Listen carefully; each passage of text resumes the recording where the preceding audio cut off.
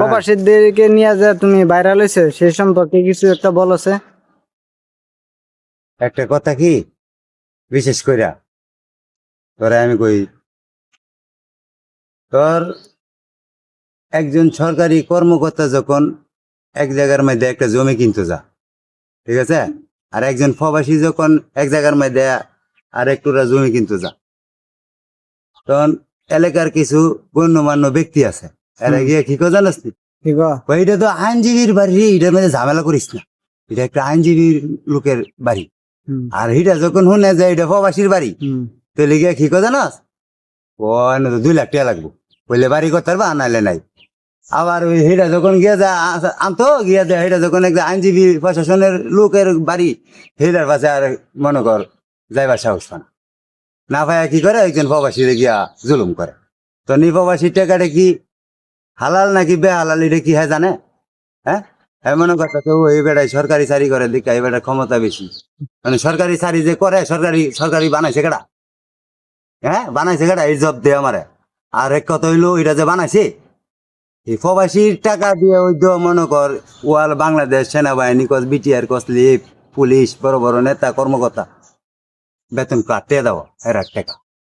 তাহলে হেরা যদি সম্মান না পা, তাহলে এরা এই সম্মানটা পাইব কোন জায়গা দিয়া? হোর ভাই দিয়া রে। না। আচ্ছা, এটা দ্বিতীয়বার গেল। একজন প্রবাসী 12 ঘন্টা ডিউটি করে। কয় ঘন্টা? 12 ঘন্টা। 12 ঘন্টা ডিউটির পরে হ্যাঁ বাসাতে আয়সে তার জামা খুললা সেরা যখন নাকি ফাঁকটা করতে যা, এর জীবনের আর অঙ্গটা চলে না। সবচেয়ে বেশি বড় কষ্ট হইল দ্বিতীয় কথা এটা। তখন তার পরিবারের থেকে ফোন দিয়া তারে কি জিজ্ঞাসা করে, মা হোক, বাপ হোক, ভাই হোক, বইন হোক, আত্মীয় হোক, বউ হোক, যাই হোক, আগে কি জিগা বাবা তোমার শরীরটা কেমন, এই কথাটা জিগা? না না। জিগা কি বেতন পাইবা কবে? আত্মীয় স্বজনে চাইলে হেরার মুহ দিতালে খুশি, না দিতালে বেজার। তুইলে একজন প্রবাসী দিয়া কত ভালো থাকবো? এরে দিয়া ভালো থাকবো কত? তুমি প্রবাসীটার প্রতি চাইছ দেখ কি ভালো আছে না খারাপ আছে? হ্যাঁ কষ্ট না দুদিনে এর কাছে কেউ আছে? একজন মা মারা গেলে সে দেখতে পারে না, একজন বাপ মারা গেলে সে দেখতে পারে না, আত্মীয় স্বজন ভাই, নিজে লক্ষ্যের ভাই যাই হোক মারা যা, দেখতে পারে না। এর চেয়ে বড় কষ্ট দুনিয়ার পৃথিবীর ভিতরে আর কি?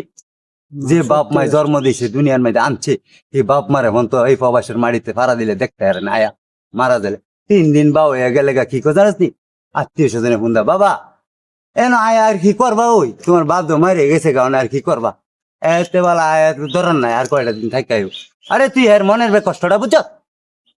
এর মনটার ভেতরে যে কতটা বেদনা, কতটা যন্ত্রণা, এক হইলো ওইটা। দ্বিতীয় কথা হইলো হ্যাঁ মনের মধ্যে সান্ত্বনা দিবি দূরে থাক, হ্যাঁ রে তোর টেয়ার চিন্তা দিয়ে কুলাইতে